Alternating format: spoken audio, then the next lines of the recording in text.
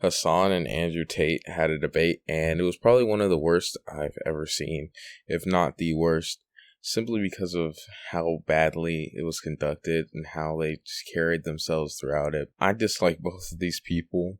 They both said really stupid things.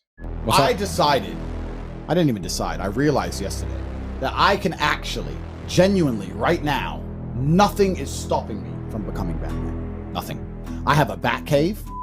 America deserved 9/11, dude.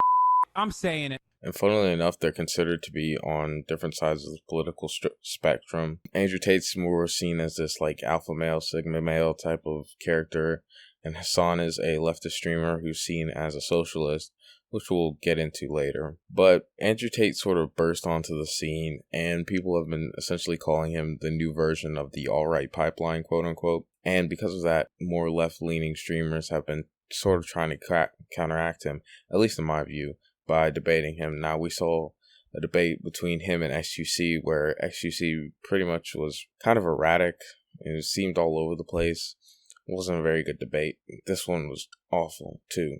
They started out by just going at each other over women driving. And Andrew Tate basically said, oh, well, I know what the studies say, but my personal experience is this.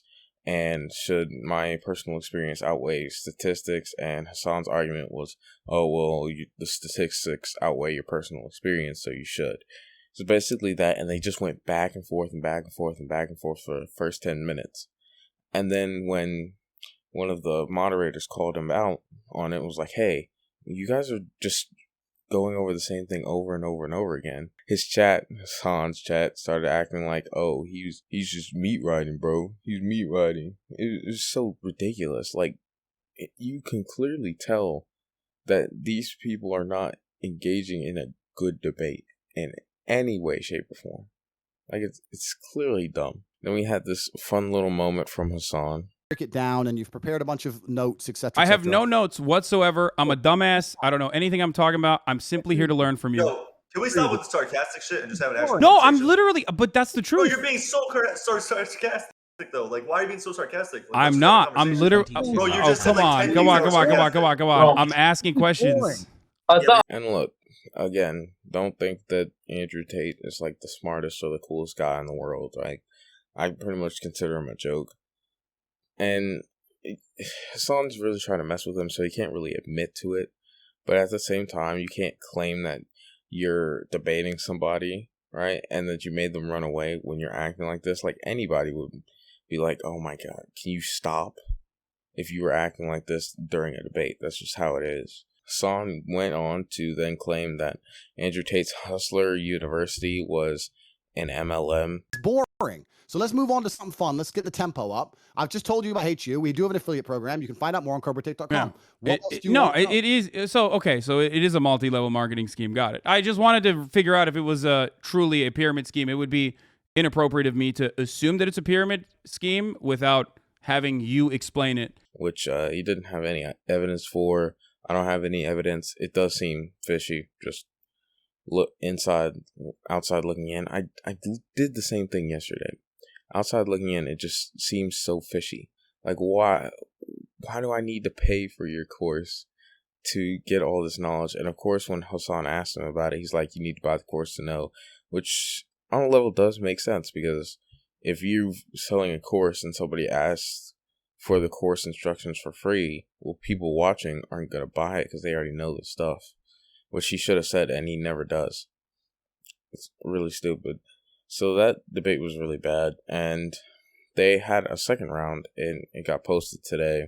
We had this interesting little tidbit a little bit later on when they began to talk about Hustler University again. And honestly, I just want to say, Hasan, you're not attacked because of the fact that you buy stuff, because you're rich, because you make money.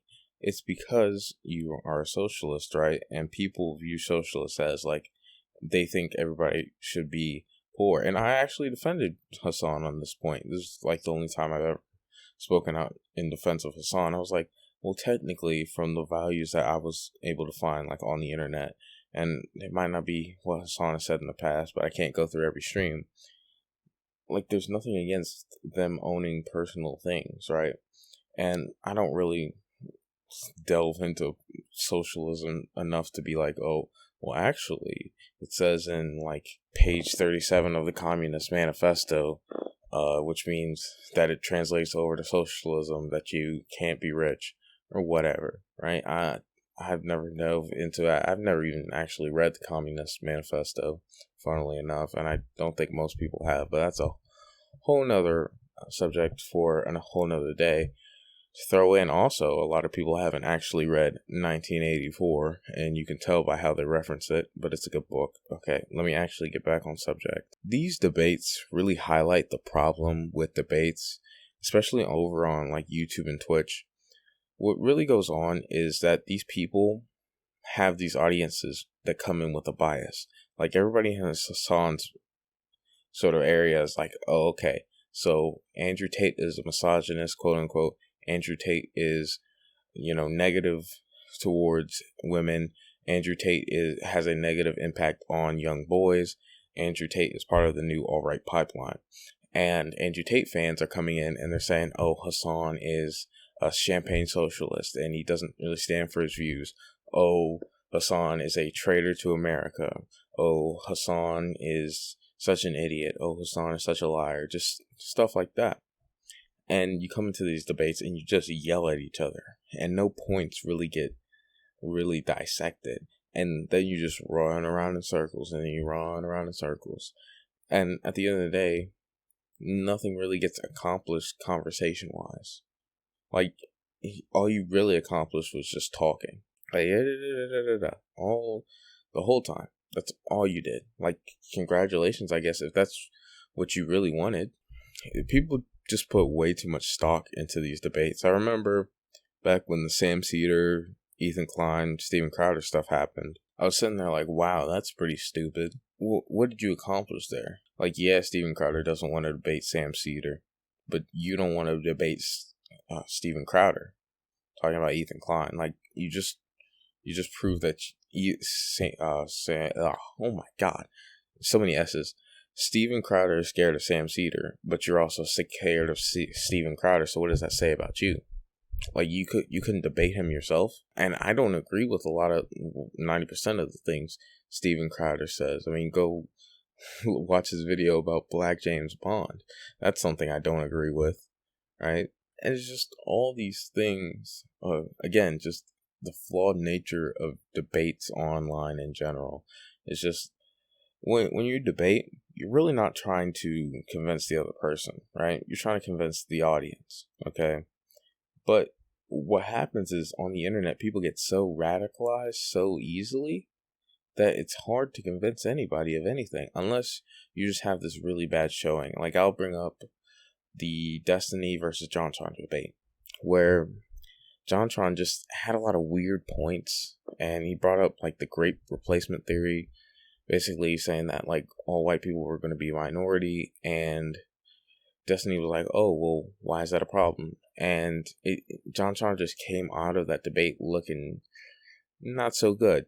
And so he really took a hit, and honestly, that whole flex tape meme really saved him in the end. It really helped him out.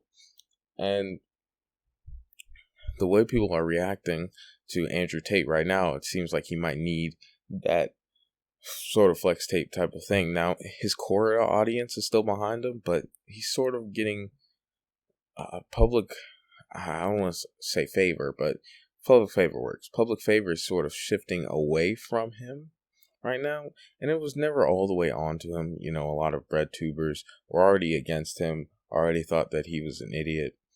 I'm not a bread tuber, but I thought he was an idiot as well, you know. Like, I showed that Batman clip already. I already said he's an idiot so many times because I'm trying to hammer that home. I don't like either of these people, but feels like he's gonna have to have like a triumphant moment, because right now, even though Hasan's trying to twist the moment, Andrew still just looks bad. And again, Hasan looks just as bad too. He clearly was just trying to mess with the guy and get under his skin, and he succeeded on that front.